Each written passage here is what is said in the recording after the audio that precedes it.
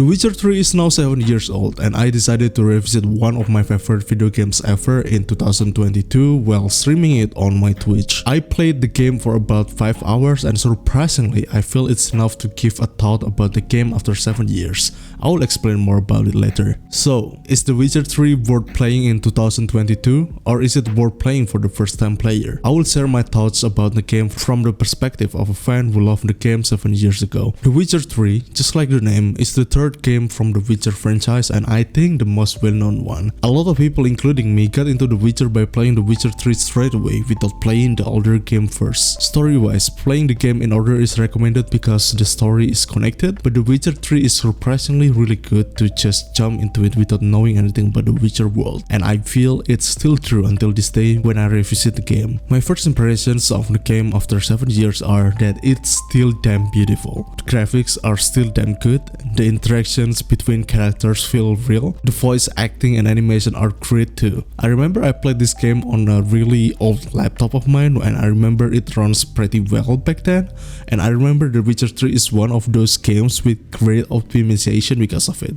I cannot really compare it now because I got a pretty good PC and running smoothly on ultra settings while also streaming it on Twitch. After the tutorial sequence, we got into the first town and were able to explore it. My memories when I was playing were back one by one, and I cannot stop smiling when I'm playing the game right now. I remember why I loved this game a lot back then. Like I said before, with only 5 hours of playing, I feel it's enough to give you a reason whether should you continue playing this game or not, because now I just realized that the game loop is basically similar until the end of the game. So we arrived at a bar and instantly knew that generally people hate and are scared of Witchers. They see you as a completely different being, and based on what interaction you choose, you will get a different outcome. You can choose to play it low or just straight up hypnotize people to get what you want if there is an option for it. But like I said, different options gave you different outcomes. There are a lot of quests that you can do, from main story quests to side quests. But let me tell you, in The Witcher 3, the side quest itself is part of the charm of the game. Side quests in this game are different than most games. It's not just fetch quests where you have to collect something or kill something, but it goes pretty deep, and every side quest have its own story. Sometimes it also feels immersive because when you back to the NPC again after a while,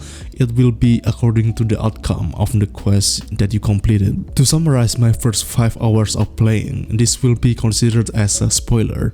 Obviously a spoiler of the very first part of the game, but I think it's needed to give you the context of the game. But if you already sold and want to try it yourself blindly, you can skip this part. So basically, the first 5 hours are Geralt looking for information for Yennefer, a person from the tutorial sequence. Geralt can get the information from doing the early quests from the NPCs. Here, the game will tell you to go to a general who governs this area, and he will tell you for an exchange of the information of Yennefer, you have to slay the griffin that attacking the area. Geralt will need to get information about the griffin first, like what type of it, what sex, why it's attacking the area, and how to get the ingredients for the bait to slay it. Then you have to go to the next NPC to get more information about the griffin, but on the way to this person, you will meet with some NPCs with side quests. It's up to you to do it or not, but if you decided to do it, as I said before,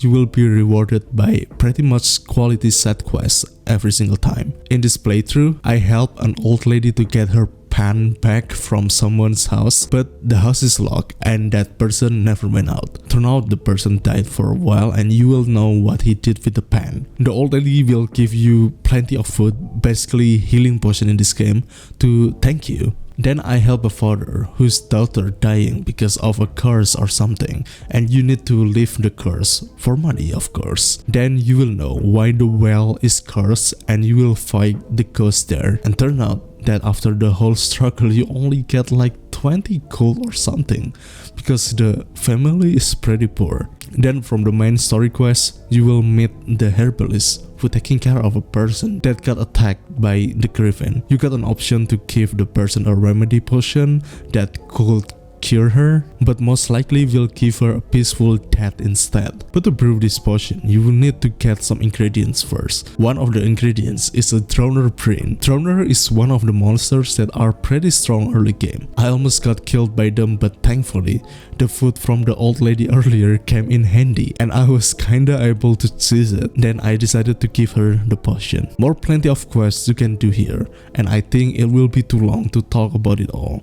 But you get the idea. It helped with the feeling of getting immersed in the game because the story, the voice acting, the animation and the music are so captivating and well made. Later on you will know more about the state of the world, the politics, the wars from the NPC as you play more. But from the first 5 hours, you can already tell how the game will be until the end. Great story, immersive, and definitely will be a worthwhile journey. The only thing that feels lacking for me was the combat. While the animation of the sword plays is pretty cool and feels real, you are basically just spamming click and using the queen spell to give you armor from getting hit one time and then rolling and then evading and repeat. Sure, there are stuff like oils, potions and skill trees that will help with the combat, but I remember when I was playing the game 7 years ago, I was just able to cheese it with this method until the end of the game, and it might be a letdown for some people. And it is similar to my first 5 hours playthrough this time.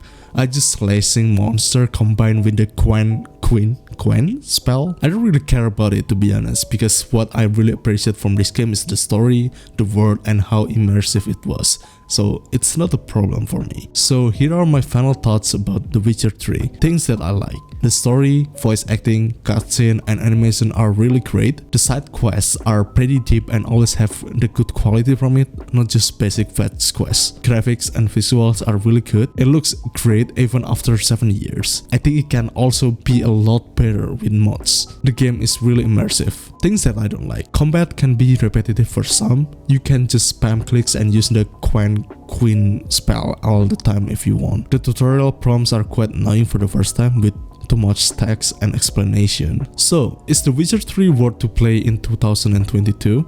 Yes, I think so. I feel like either first timer or people like me who want to revisit the game, it's still a great game to play. And personally, I feel like it's still worth being included in my list of games that you must play at least once in your life. It is that good. If you enjoyed this video, I think you will also enjoy this video that I picked for you. Let me know what games will I play next time in the comment below, and don't forget to follow my Twitch to watch me play some more games. Thanks for watching.